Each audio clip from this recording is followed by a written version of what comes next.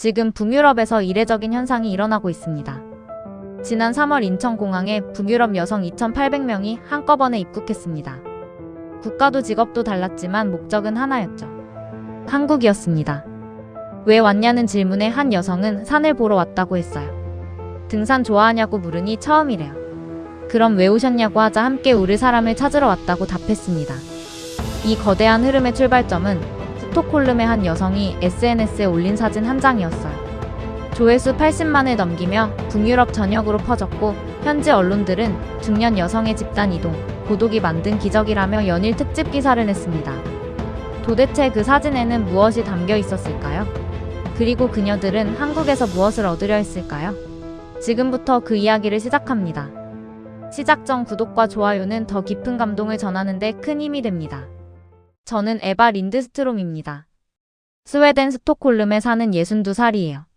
남편 요한은 3년 전 심장마비로 세상을 떠났고 아들 구스타브는 독일 베를린에서 일하면서 명절에만 얼굴을 봅니다.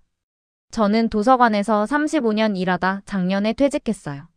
친구가 있었습니다. 소피아, 헬레나, 카린이요. 대학 동기들이었는데 어느 순간부터 연락이 끊겼어요. 다들 바쁘다고 했거든요. 작년 9월 제 생일이었어요. 아들이 꽃을 보내왔고 영상통화는 5분 했습니다. 저는 거실 소파에 혼자 앉아 꽃을 보고 있었는데 갑자기 궁금해졌어요. 누구한테 이 꽃을 자랑하지? 친구들에게 메시지를 보냈습니다. 오늘 생일인데 차 한잔 할래요? 소피아는 손자 픽업이 있다며 다음에 보자고 했고 헬레나는 치과 예약이라고 했죠. 카리는 대답이 없었어요. 답장은 왔지만 아무도 안 왔습니다. 저는 혼자 케이크를 주문해서 먹었는데 달지 않았어요. 텁텁했죠.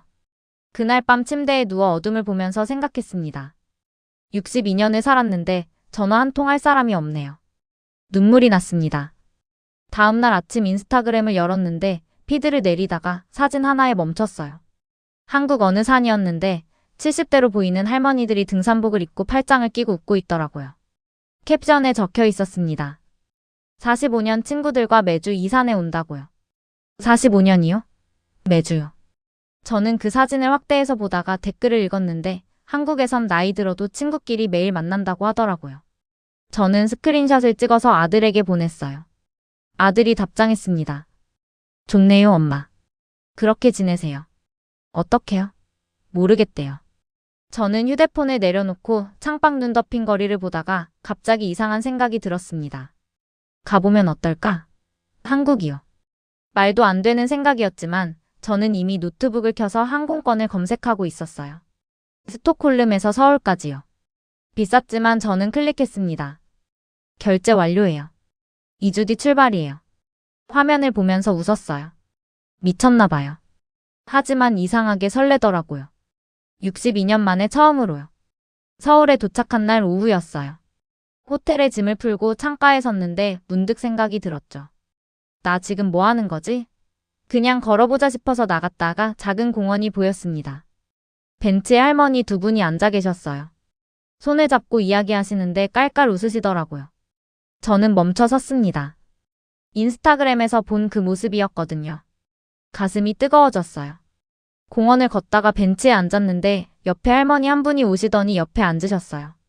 할머니가 저를 보고 웃으며 뭐라고 말씀하시는데 한국말이라 못 알아들었어요. 그러자 할머니가 영어로 물으셨습니다. 어디서 왔어요? 스웨덴이요. 할머니가 눈을 동그랗게 뜨시면서 혼자 왔냐고 여행이냐고 물으셨어요. 저는 잠시 망설이다가 말했죠. 친구를 찾으러 왔어요. 이상한 대답이었는데 할머니가 고개를 갸웃하셨어요. 저는 에바라고 했고 할머니는 박미숙이라고 했습니다. 할머니가 가방에서 귤을 꺼내시면서 드세요. 목마르시죠 하시더니 커피 좋아하냐고 물으셨어요. 좋아한다고 했더니 그럼 같이 마시자면서 근처에 괜찮은 카페가 있다고 하셨습니다. 저는 놀랐어요. 처음 본 사람인데 말이에요. 하지만 할머니 눈빛이 따뜻해서 함께 공원을 나왔습니다. 카페에 도착했는데 할머니 네 분이 더 앉아 계셨어요. 박미숙 씨가 저를 소개하셨습니다. 스웨덴에서 온 에바라고요. 할머니들이 반갑다고 하시면서 한 분은 스웨덴 말로 헤이헤이 하셨죠. 저는 웃다가 물었습니다. 할머니들은 친구세요? 박미숙 씨가 고개를 끄덕이시면서 45년 친구라고 하셨어요. 45년이요? 지금도 거의 매일 만난다고 하셨어요. 매일 아침 문자로 오늘 어디서 만날지 정한답니다. 저는 입을 다물 수 없었는데 부럽다고 중얼거렸더니 박미숙 씨가 제 손을 가만히 잡으셨어요. 에바 씨도 친구 많죠? 저는 고개를 저으면서 없다고 1년에 한 번도 못 만난다고 했어요. 할머니들이 조용해지셨어요. 박미숙 씨가 물으셨습니다. 그럼 외로웠겠어요. 그 말에 눈물이 날 것 같았는데 박미숙 씨가 제 손을 꼭 잡으시면서 내일 우리랑 또 만나요 하셨어요. 내일 오전 9시요. 괜찮냐고 물으셨죠. 네, 괜찮아요. 친구니까요. 하지만 우린 오늘 만났는데요. 박미숙 씨가 웃으셨습니다. 친구는 오래 알아야만 되는 게 아니에요. 마음이 통하면 그날부터 친구예요. 저는 울컥했습니다. 62년 만에 처음 들어보는 말이었거든요.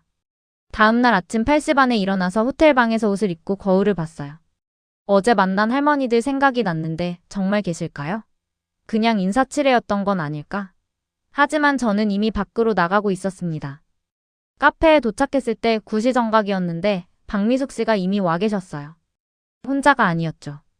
할머니 5분이 함께 앉아 계셨습니다. 저를 보자 손을 흔드셨어요. 자리에 앉으니 커피가 나왔어요.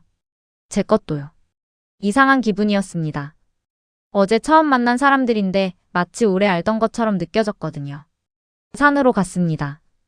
어제 본 공원 뒤편 산이었는데 할머니들은 팔짱을 끼고 웃으며 걸으셨고 저도 그 사이에 끼어서 걸었어요.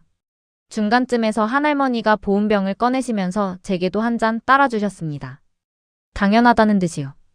따뜻한 차를 마시며 서 있는데 박미숙 씨가 물으셨어요. 에바 씨, 오늘 저녁에 우리 집 와서 저녁 같이 먹어요. 저는 괜찮냐고 물었죠. 당연하죠. 친구잖아요. 친구요? 어제 만났는데 벌써 친구래요. 저녁에 박미숙 씨 집에 갔는데 작은 아파트였어요. 현관문을 열자 음식 냄새가 나면서 할머니 2분이 이미 와서 부엌에서 요리하고 계셨습니다. 저도 부엌으로 가서 도와드리고 싶어서 야채를 씻었어요. 35년 동안 혼자 요리했는데 오늘은 누군가와 함께였습니다. 할머니들이 계속 이야기하셨어요. 손주 이야기, 드라마 이야기, 시장 이야기요. 저는 듣기만 했는데 외롭지 않았습니다.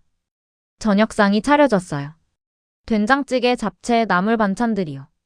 밥을 먹으면서 한 할머니가 제 가족 이야기를 물으셨는데 아들이 독일에 있다고 1년에 2번 만난다고 했더니 할머니들이 조용해지셨어요. 박미숙 씨가 말씀하셨습니다. 외로우시겠어요. 저는 고개를 저으면서 괜찮다고 익숙하다고 했죠. 익숙하면 더 슬픈 거예요. 그 말에 저는 말문이 막혔는데 박미숙 씨가 제 손을 잡으셨어요. 에바 씨, 여기 있는 동안 우리가 가족이에요. 다른 할머니가 덧붙이셨습니다. 우리 서로 집도 알고 비밀번호도 안다고요. 아프면 병원도 같이 가고요. 또 다른 할머니가 말씀하셨죠. 힘들면 전화해요. 새벽에도요. 그럼 달려가요. 저는 눈물이 날 것 같았습니다. 제 친구들은 제 집 주소도 모르고 아프다고 해도 바쁘다고 하는데 여기 할머니들은 진짜 가족 같았어요. 다음 날은 시장에 다 같이 갔습니다. 할머니들은 과일을 사고 반찬을 사고 김치를 샀는데 저도 사려고 하니까 박미숙 씨가 손사래를 치시면서 손님인데 어떻게 돈을 내냐고 하셨어요. 다음에 우리가 스웨덴 가면 에바 씨가 사면 된다고 하시면서 정말 올 것처럼요. 수요일엔 찜질방에 같이 갔습니다. 처음 가봤는데 신기했어요. 할머니들은 계속 이야기하셨고 저는 듣기만 했는데도 재미있었어요. 목요일엔 한복 체험장에 같이 갔습니다. 제가 한복 입고 싶다고 하자 박미숙 씨가 직원에게 뭐라고 말씀하셨는데 제게도 예쁜 거 골라달라고 한 것 같아요. 금요일엔 박미숙 씨 딸 집에 갔는데 손주가 8살, 5살이 달려들었다가 저한테도 왔습니다. 할머니는 누구예요? 박미숙 씨가 대답하셨어요. 스웨덴에서 온 에바 할머니예요. 우와. 아이가 제 손을 잡았는데 저는 울컥했어요. 손주가 제 손을 잡은 지 3년 만이었거든요. 일주일이 흘렀습니다. 매일 아침 9시에 카페에서 만나서 매일 함께 밥을 먹고 매일 웃었어요. 토요일 저녁이었습니다. 박미숙 씨 집에서 저녁을 먹고 있는데 박미숙 씨가 물으셨어요. 에바 씨 언제 스웨덴 가요? 월요일이요. 할머니들이 조용해지시면서 아쉽다고 또 오라고 하셨어요. 박미숙 씨가 제 손을 잡으셨습니다. 우리 계속 연락해요. 매일 메시지예요. 매일이요? 네, 우린 친구잖아요. 저는 눈물이 났어요. 일주일 만에 제게 가족이 생긴 것 같았거든요. 62년 만이에요. 일요일 아침이었습니다. 평소처럼 카페로 갔는데 박미숙 씨가 안 보이셨어요. 한 할머니가 말씀하셨습니다. 건강검진 받으러 갔대요. 정기검진이라고요. 할머니들이 일어나시면서 병원으로 가자고 하셨어요. 택시를 타고 병원에 갔는데 대기실에 박미숙 씨가 앉아 계셨습니다. 괜찮다고 하셨어요. 검사만 하는 거라고 1시간쯤 걸린답니다. 우리는 복도로 나와서 의자에 앉았어요. 아무도 말이 없었습니다. 한 할머니가 물을 사러 가셨고 다른 할머니는 옆 할머니 손을 잡으셨어요. 저는 그 모습을 보면서 아무 말도 안 했는데 함께 있었죠. 이상한 기분이었어요. 제가 아플 때 친구들은 병원에 안 왔거든요. 바쁘다고 했죠. 여기 할머니들은 달라요. 아무 말 없이 그냥 옆에 있으세요. 1시간이 지나서 박미숙 씨가 나오셨어요. 괜찮대요. 병원 근처 카페로 가서 커피를 마시며 앉아 있는데 박미숙 씨가 제 손을 잡으셨어요. 잠시 말이 없으시더니 말씀하셨습니다. 8년 전에 남편이 돌아가셨어요. 저는 조용히 들었습니다. 당뇨 합병증이었어요. 1년 동안 병원 다녔죠. 박미숙 씨가 할머니들을 보셨어요. 이 친구들이 매일 왔어요. 매일이요? 병원에요. 할머니들이 웃으며 손을 흔드셨죠.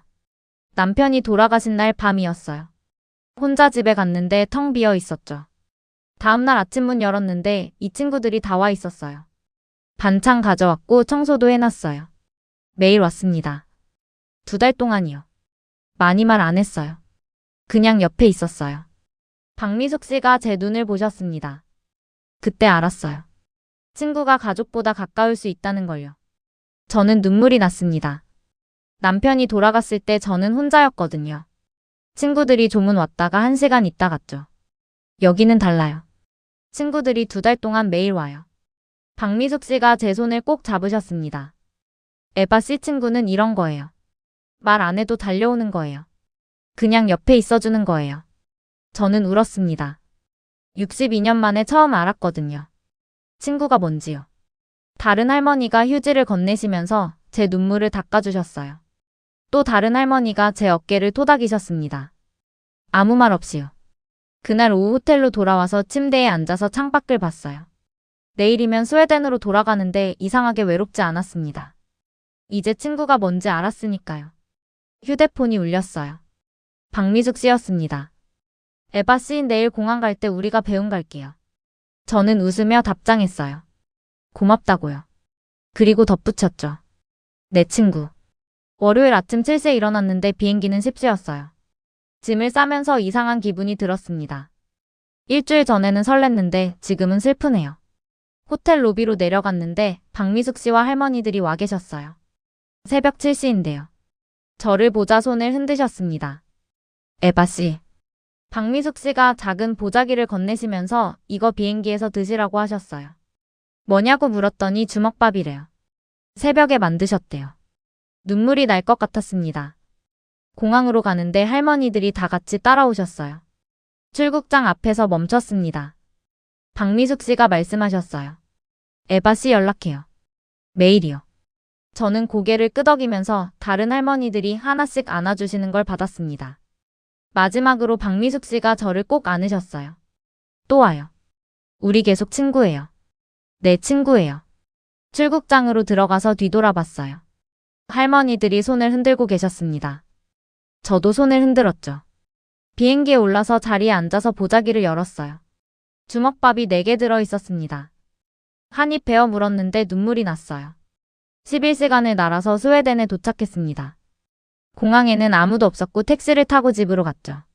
문을 여는데 집은 그대로였어요. 일주일 전 그대로요. 짐을 풀고 식탁에 앉았는데 텅 비어 있었습니다. 저만 있었죠. 일주일 전에는 당연했는데 지금은 이상해요. 한국에서는 매일 누군가와 밥을 먹었거든요. 휴대폰을 꺼내서 박미숙 씨에게 메시지를 보냈어요. 잘 도착했어요. 2분도 안 돼서 답장이 왔습니다. 잘했어요. 오늘 산책 갔어요. 에바 씨 없으니까 허전하네요. 저는 웃으면서 울었습니다. 다음날 화요일이었어요. 아침에 일어났는데 할 일이 없었습니다. 퇴직했으니까요. 소파에 앉아서 TV를 켰다가 10분 보고 껐어요. 재미없었거든요. 창밖을 보니까 스톡홀름 거리가 보였는데 문득 생각이 났어요. 한국 할머니들은 지금 뭐하고 계실까요? 아마 카페에 앉아서 수다 떠시겠죠. 저는 혼자 소파에 앉아 있고요. 뭔가 잘못됐습니다. 노트북을 켜서 블로그를 만들었어요. 처음이었죠. 아들한테 전화해서 어떻게 하는지 물어보고 제목을 적었습니다. 62살 한국에서 친구를 만났습니다. 첫 글을 썼어요. 당신에게 친구가 몇 명 있나요? 진짜 친구요. 지금 전화하면 나올 친구요? 울면 달려올 친구요? 아무 말 없어도 편한 친구요? 저는 없었습니다. 62년을 살았는데 전화할 사람이 없었어요. 그래서 한국에 갔습니다. 그리고 일주일 만에 친구들을 만났어요. 70대 할머니들이요. 이분들은 45년 친구예요. 거의 매일 만나요. 매일 메시지예요. 아프면 병원에 함께 가요. 힘들면 그냥 옆에 있어주세요. 저는 일주일 동안 이분들과 함께 있었어요. 그리고 알았습니다. 나는 62년 동안 친구가 없었다는 걸요. 친구가 뭔지 몰랐다는 걸요. 글을 올렸습니다. 다음날 아침 블로그를 열었더니 댓글이 30개 달려 있었어요. 저도 친구가 없어요. 나만 그런 줄 알았어요. 외롭습니다. 부럽네요. 저는 계속 댓글을 읽으면서 놀랐습니다. 다들 저랑 똑같네요. 외로워요. 친구가 없어요. 사흘 뒤에는 댓글이 150개가 됐고 일주일 뒤에는 1000개를 넘었어요. 저는 계속 글을 썼습니다. 박미숙 씨 이야기를 썼고 병원 복도에서 손잡아준 이야기를 썼죠. 매일 메시지하는 이야기도 썼습니다. 조회수가 늘어났어요.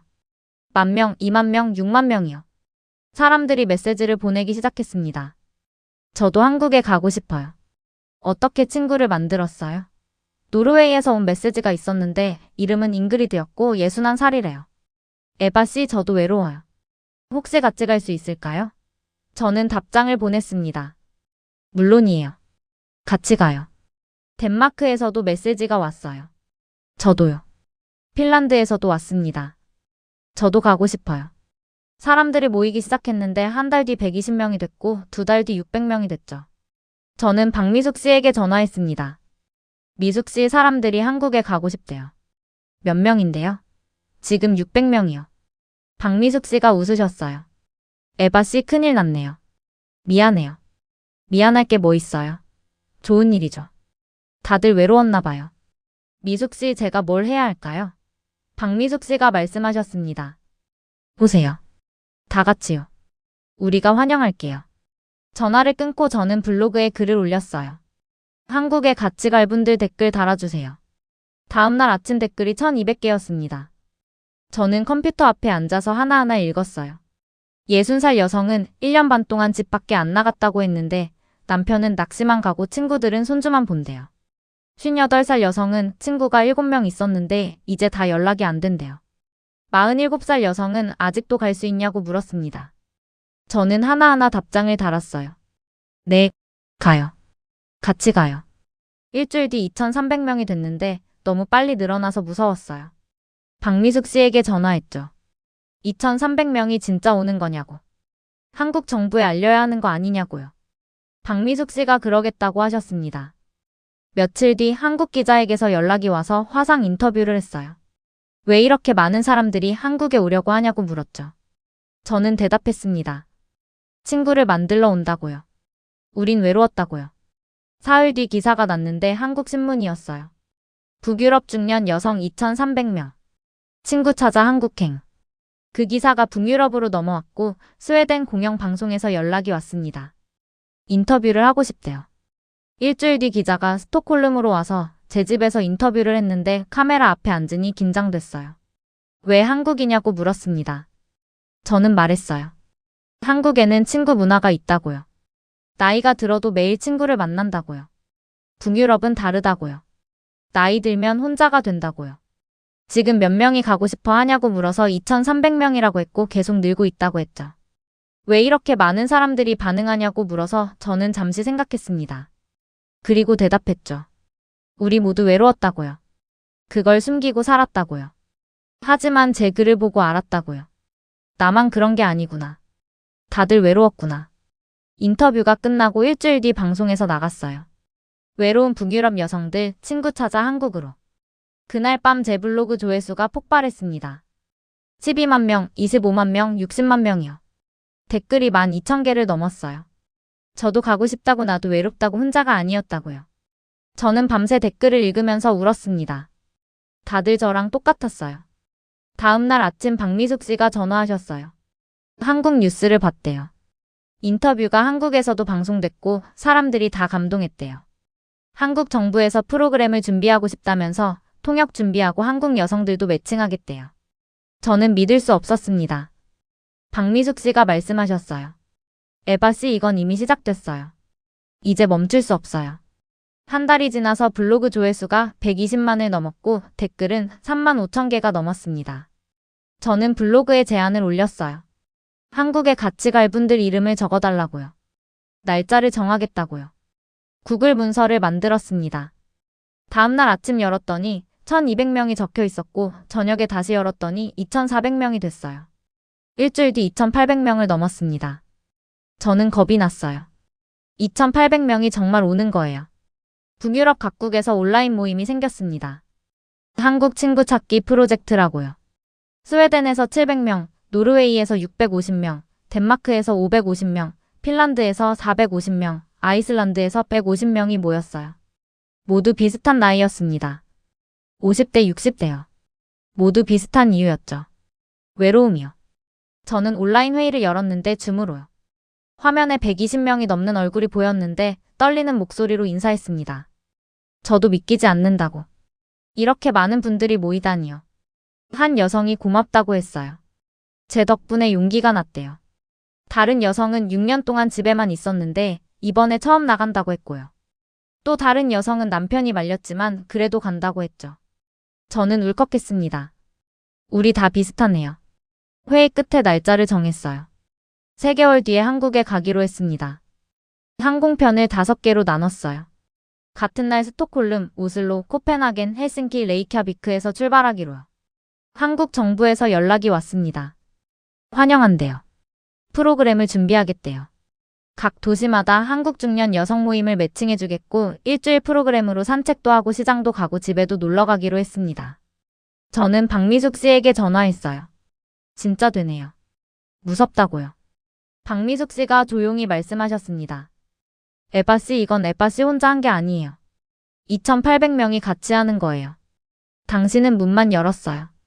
들어올지 말지는 각자 정한 거예요. 전화를 끊고 저는 창밖을 봤어요. 스톡홀름의 하늘이 파랗게 맑았는데 3개월 뒤면 저는 다시 한국에 갑니다. 이번엔 혼자가 아니에요. 2800명과 함께요. 다음날 오랜 친구 소피아에게 전화했습니다. 1년 반 만이었죠. 한국 갔다 왔다고 친구 만들러 갔다고 했더니 소피아는 이해 못 했어요. 제가 괜찮냐고 물었죠. 괜찮다고 했어요. 오랜만에 괜찮다고요.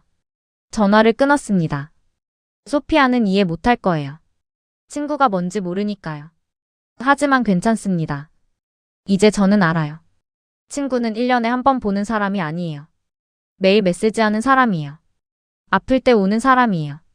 아무 말 없이 옆에 있어주는 사람입니다. 박미숙 씨 같은 사람이요. 3개월이 빠르게 지나갔습니다.